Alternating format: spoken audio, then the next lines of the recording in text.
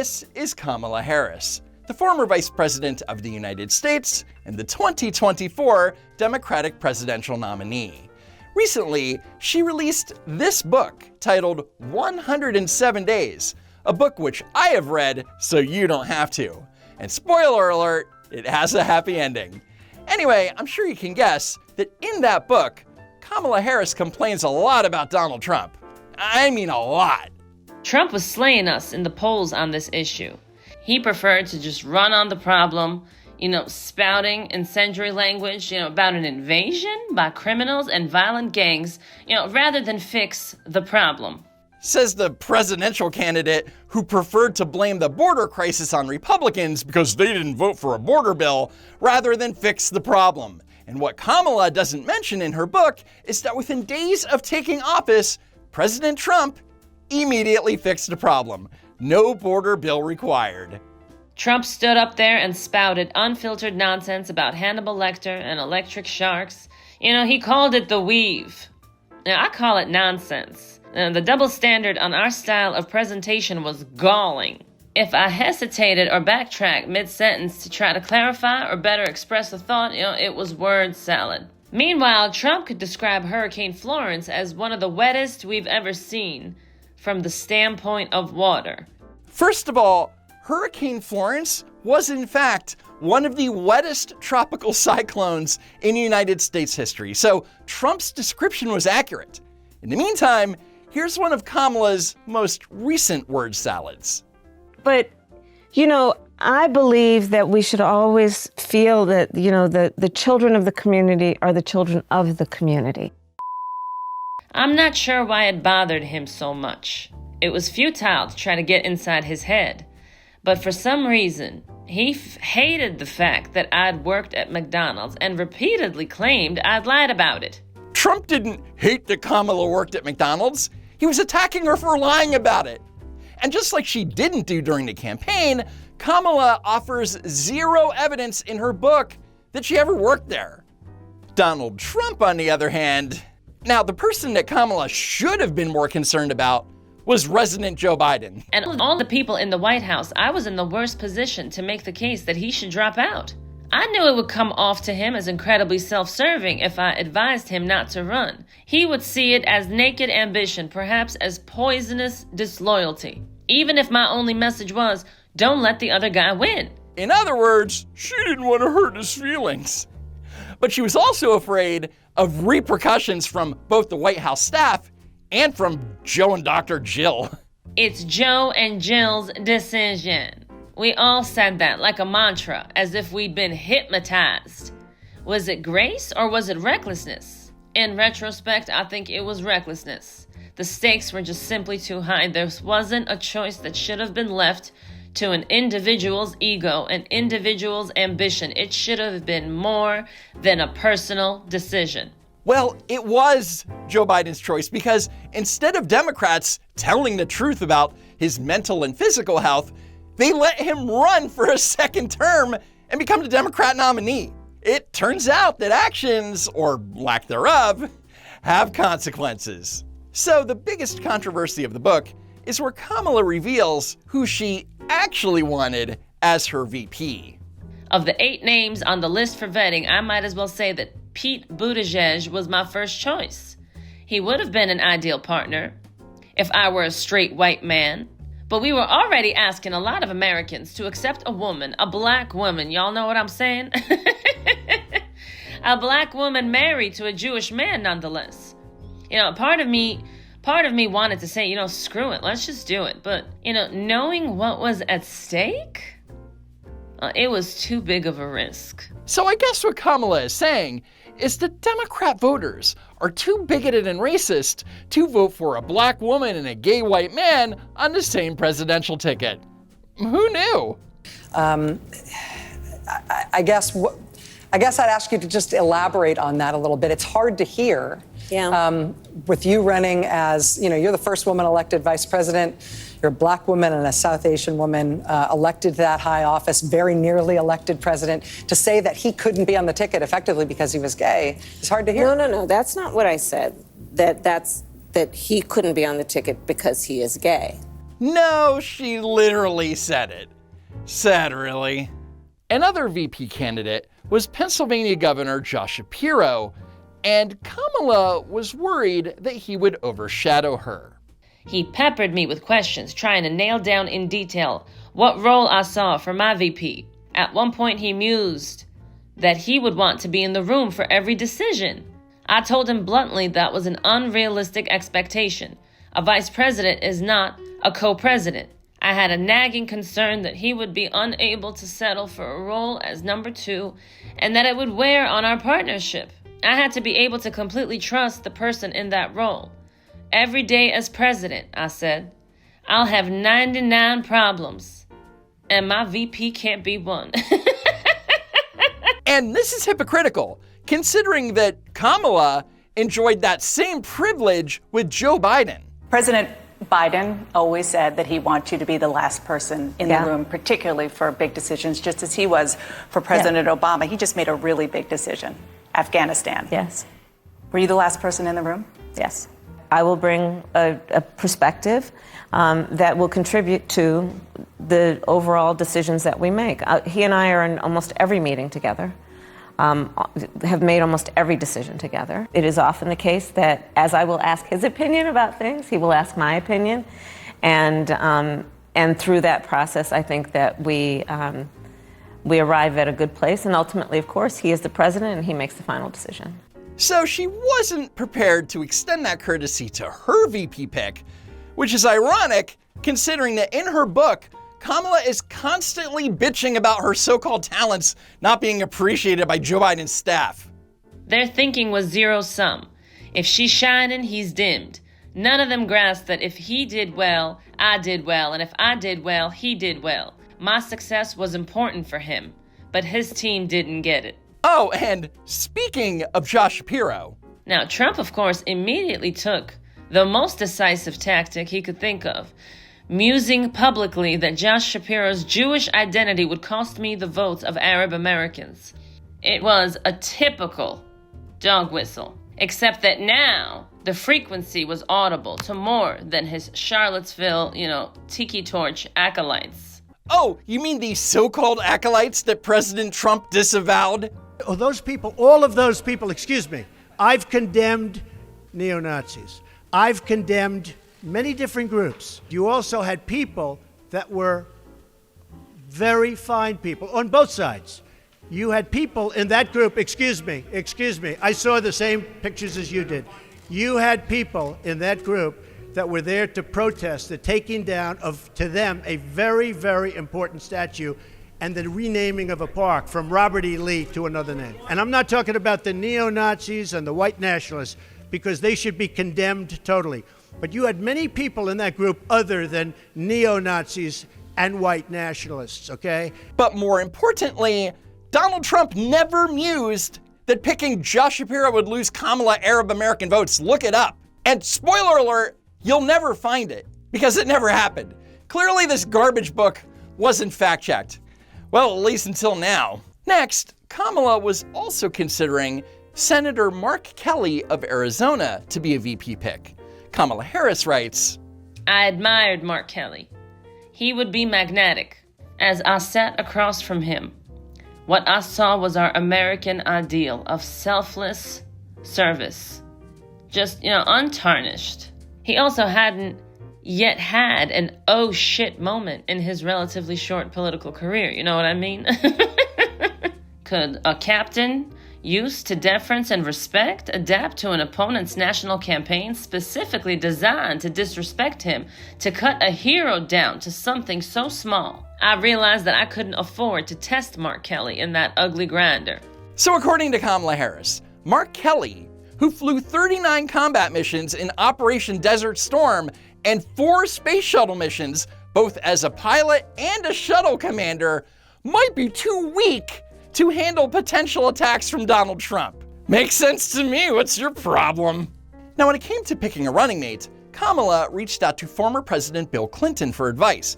He said that his vice president, Al Gore, was good for him because he knew things I didn't know. We were as different as daylight and dark, and it worked. And it seems that Kamala took this advice to the extreme when choosing Governor Tim Walz.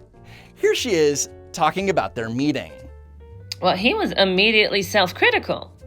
I'm not a good debater. I've never used a teleprompter. Never mind the teleprompter. Here was a guy who knew how to put an engine together. I mean, a guy could talk knowledgeably to a farmer about hogs and soybeans. A guy who knew what it meant to hunt in fall, to put food in the freezer to last through the winter. I mean, none of it was shtick. It was just who he was. So let me get this straight. She chose Tim Walz over Mark Kelly, a war hero, because is she stupid? So I've become friends with school shooters. Next, Kamala writes about her first sit-down interview as the Democrat presidential nominee. There had been a lot of chatter about the timing of his first interview after becoming the candidate, that I should have done it sooner and followed quickly with several more. There was a feeling that we needed to feed the beast, but I knew that beast would eviscerate me if I wasn't properly prepared. And in the book, Kamala writes that senior advisor to the campaign, David Plouffe, told her that it was important that she nailed her first sit-down interview as a presidential nominee. But instead... As soon as I saw that setup, I felt uneasy. I'd done enough TV interviews to be aware of how the lighting was supposed to work. But whatever this setup was, the lights cast dark shadows under my eyes, and they made me look worn out, more than usual. The way the seats were arranged relative to the camera emphasized the difference in stature between Tim and me. I have a short body and long legs. Tim's a big man with a footballer's massive torso, and seated next to him at that angle, I had to keep glancing up at him, right? And that's not a good look. So she claims that her instinct told her that this was going to go poorly. But she didn't do anything about it because that's what a strong leader would do. As a candidate moving fast through the blur of the campaign, you can't micromanage every detail. Your team must feel that you trust them, and if you're constantly second-guessing them, it's bad for morale. These kinds of details, the set, the lighting, the chairs, the angle, they were the kinds of things my advanced person should have noticed. As you can see, nothing is my fault. If you're running for president and you can't convey to your campaign team that you're uncomfortable with the setup of one of the most important interviews of your career, how are you going to run the most powerful nation in the world? I wanted to do the interview as soon as possible, but I couldn't get away with doing it badly. I'm not interested in doing jujitsu with reporters, ducking questions or obfuscating. I want to be thoughtful and responsive in my answers, no matter what is asked. I needed to be sure that I was ready. And even though she had 39 days after announcing her candidacy before having to do her first sit-down interview, Kamala Harris still wasn't ready. If you are elected, what would you do on day one in the White House? Well, there are a number of things. I will tell you, first and foremost, one of my highest priorities is to do what we can to support and strengthen the middle class. When I look at the aspirations, the goals, the ambitions of the American people, I think that people are ready for a new way forward. In a way that generations of Americans... It's a cliche question, and I should have expected it, and I had a pat answer in my pocket about the executive orders I intended to sign. Think about it. She had 39 days to prepare, and she never considered that she would be asked the most basic question: what will you do on day one of your presidency? It's mind-blowing how politically untalented she is. Let's hope she runs again in 2028. Next, Kamala writes about the following moment during her CNN town hall 1 month before the election. You've quoted General Milley calling Donald Trump a fascist. You yourself have not used that word to describe him. Let me ask you tonight, do you think Donald Trump is a fascist? Yes, I do. Yes, I do. That became the headline. The stronger answer would have been, never mind what I think. Listen to what one of his generals and top officials have to say. To have your own people who have worked with you say such a thing is far more damning than the opinion of your political opponent. So Kamala thought that the stronger answer would have been not to answer the question. Got it. I love my family, but there's a lot of it. And sometimes it's just a lot. At one point, I crept off with Dougie to have a quiet drink in the hotel's tiny bar. And sitting there, I silently prayed for patience and a bit of relief from my brood. I'm guessing that this happened on a daily, if not hourly basis. Then Kamala complains that she didn't like the birthday gift that her husband Doug gave her and needed to decompress. I went to take a bath. It's just one of those things I did at the end of those long days to help me slow down enough to get to sleep. And in the warm steam, Willie, if you're listening, in the warm steam, I managed to relax and get over my disappointment. I was about to climb out of the tub when I noticed that all of the bath towels were hanging on the far side of the room, unreachable. I called to Doug to ask him to bring me one. No answer. He was in the other room, watching the Dodgers eliminate the Mets in the playoffs. He couldn't hear me over the television. I called his phone, his answer, a casual, "What's up?" Really? It was a bridge too far, and then we got into it. The stress had just finally gotten to the both of us. So after a relaxing bath, Kamala was still so stressed that she picked a fight with her husband over the bath towels that she didn't make sure were in reach before starting her bath. Scary to think how close she was to controlling our nuclear arsenal. Next, Kamala talks about what was arguably the worst single moment of the campaign. Everything about my appearance on The View was going well, until it wasn't. What do you think would be the biggest specific difference between your presidency and a Biden presidency? Well, we're obviously two different people, and we have a lot of shared life experiences. For example, the way we feel about our family and our parents and so on. But we're also different people, and I will bring those sensibilities to how I lead. If only we had left it there, but Sonny had to ask a follow-up. If anything, would you have done something differently than President Biden during the past 4 years? I had prepped for that question. I had notes on it. There was an answer I'd given in the debate that I'm not Joe Biden, and I'm certainly not Donald Trump. And I had this, but to specifically answer your question, throughout my career, I have worked with Democrats, independents, and Republicans, and I know that great ideas come from all places. And if I'm president, I would appoint a Republican to my cabinet. But I didn't say any of that. I said, there is not a thing that comes to mind.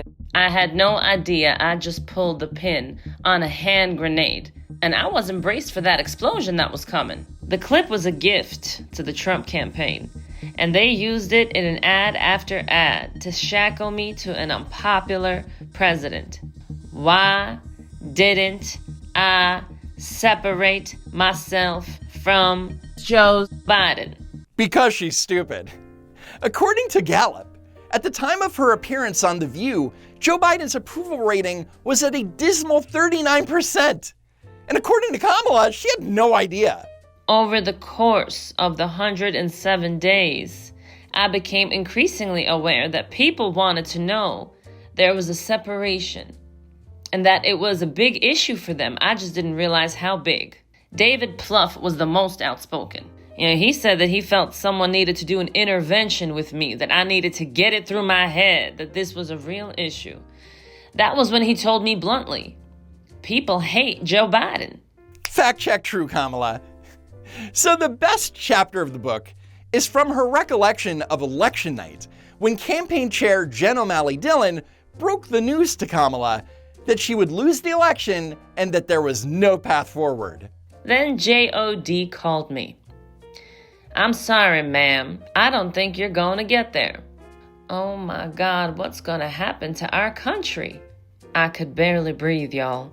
And then the day after the election, it didn't get much better for Kamala. I woke from a brief, fitful sleep, still unable to believe what had happened.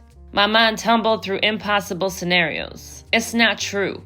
And if it is true, how can we fix it? What if we do this? Could we do that? Yeah, maybe she could call Josh Shapiro and ask him to find 121,000 votes.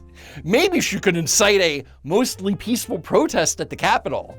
I was ashamed to realize I was in the denial and bargaining stages of grief. a very long way from acceptance. I could objectively diagnose what I was experiencing. I had no cure for it.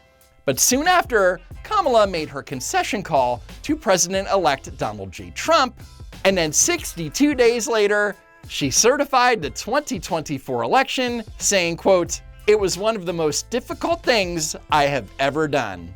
See, I told you the book had a happy ending. And with that, a huge thanks to the great Estee Palti for graciously reading pages from Kamala's book. You can find her over at MommyRN88 on TikTok, X, YouTube, and Instagram.